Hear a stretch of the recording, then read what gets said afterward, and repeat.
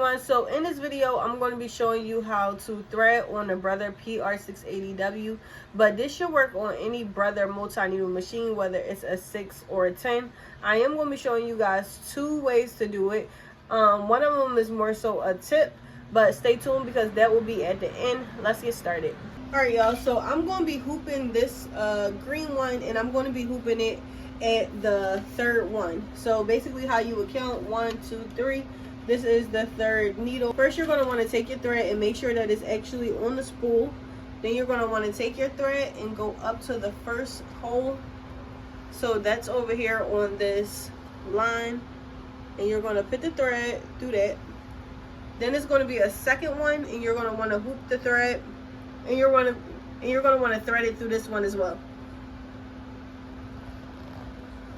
So it may be a little bit difficult if you have bigger fingers or just you're not that precise.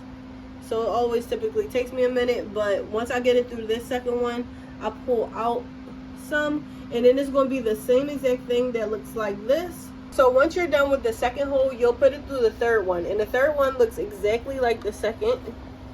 Make sure to not get your threads tied up, because at this point you're like close to all of the other threads and it's pretty much the same.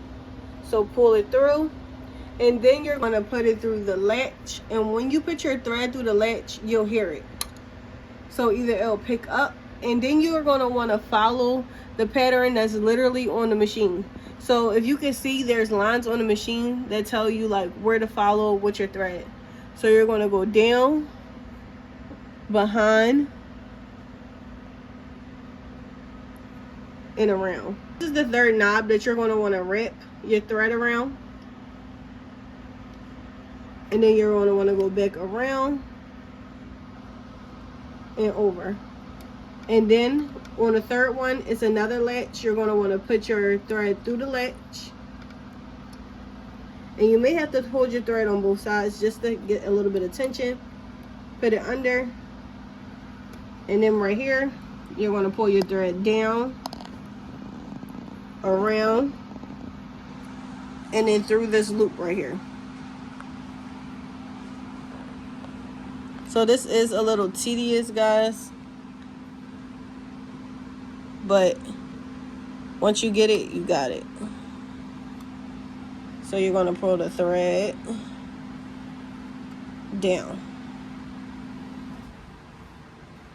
and then you're going to see right here where you'll be putting your thread through. So it has all the numbers. Remember that we're doing number 3, and in the back of number 3 is a little hole. You're going to want to put your thread through that hole,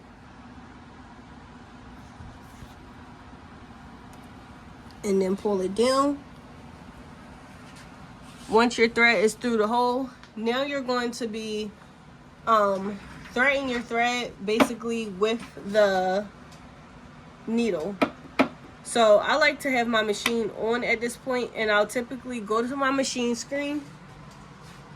I'll press this button down here, and I'll press the thread number that I'm threading, which is 3, and it loosens up the needle. So with the needle being loosened, I'm able to now put the thread behind this little clip right here. If you look close, you'll see this. You're going to want to make sure that the thread goes in there. So I'll do it again to show you guys. So since it's loosened, I can now pull it, and then pull my thread back and behind it. And you can see the thread is now moved over on this. And then pretty much we're going to pull it down, go back to the machine screen, and we're going to push our thread, our auto thread. When you click your auto thread, that will come out. Once you have your auto thread on the number that you're threading, you're going to want to wrap your thread around like that. Then you're going to wrap it through up here to cut it, and then you're going to press auto thread again. When you press auto thread again, it'll auto thread it for you, and as you can see, the thread is now through the hole. That's pretty much it, guys, for threading your machine. I'm going to show you guys the trick that I use once I already have thread already on the machine and I just want to change the color now. So guys, when I basically just want to change the color on my machine and I don't want to go through that whole process that we did, I just take the scissors that I have and I'll cut the thread. And now I'm able to take off the spool and put on another one. Then I'll take the new thread and I'll basically just tie these two into a knot. So I have my white thread from before, and then I have my blue thread from, then I have my new thread, and I'll just tie them in a knot. Once it's tied in a knot, I make sure that it's tight, and then I go back over to the needle that I'm now using, and I'll pull down my old thread. So after a while, you're going to notice that it's a color change. And with the color change, you're going to see your new thread. I don't pull the knot through the needle.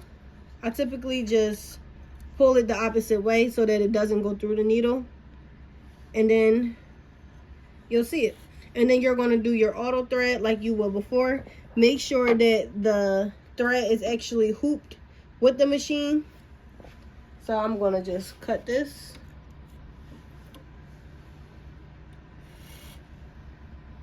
Then I'll go on my machine, go to 1, and then I'll auto thread it.